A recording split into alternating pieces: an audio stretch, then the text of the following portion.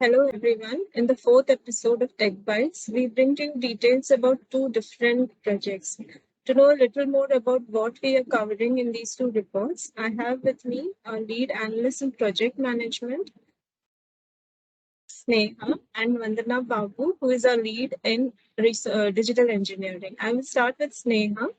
Sneha, this being our first project on project management, can you elaborate on the specifics that you will cover in the report and what is it that we should look forward to? I know that this is coming out next month, so any details would be useful. Over to you, Sure, Sneha. sure. So I'm working on a study around how project management is becoming a key value driver for the Indian IT industry.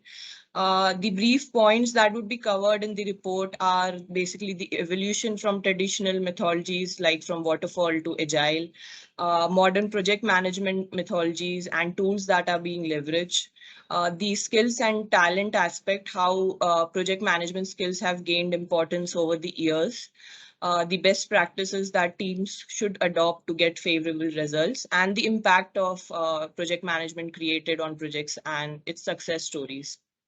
So for this, we are doing primary and secondary research. For primary, we have interviewed many key IT organizations as well as skilling and training organizations around how they use project management principles, methodologies, or tools in their day-to-day processes or projects. We also talk to organizations who have brought into market their own built project management tools and solutions. With regards to this, so far we have some key trends and interesting, insights that have come out so far. The first one being the evolved and improved tools and practices that involves insights and learning from previous engagements to, plan better. Second is the introduction of hybrid project management methods that makes the best of combination of different methodologies to get favorable results. The third is prominence of resource planning that has increased, leading to clear insights on resource utilization and, basically trying to plan better resources into a team and project progress. Number four would be people management. It has gained a lot of importance in these tough social situations. The ability to, understand and recognize emotions of team members has a lot to do with a project's success.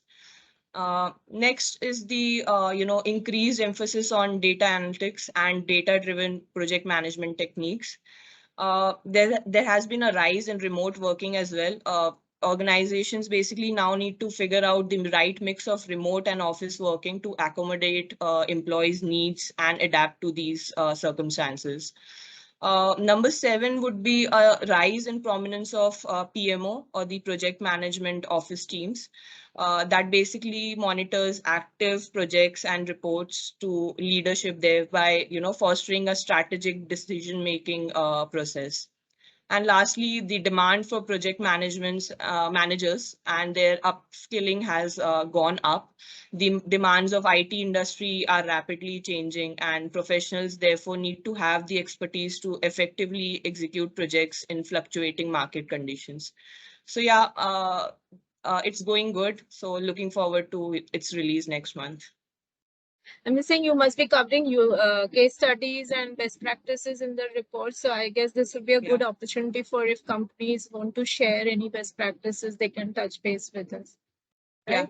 Yeah. Yeah. So we have taken into account different sorts of success stories and case studies that companies have gone through into their day-to-day processes, and we'll be leveraging as many as possible for the report.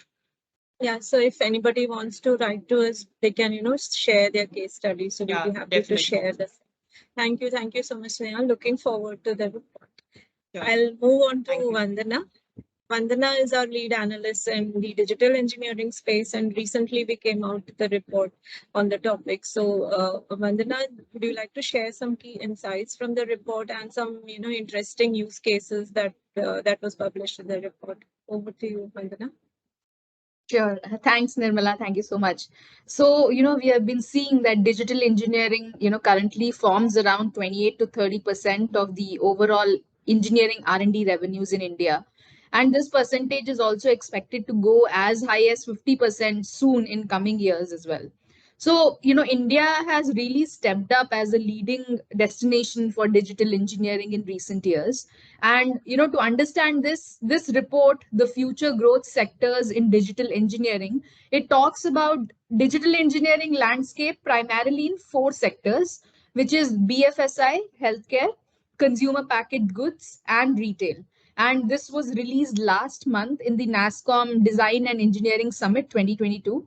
And all these sectors that I've mentioned, they have one aspect in common, which is that they use digital engineering very, very creatively in both their engineering operations as well as the final products and solutions as well.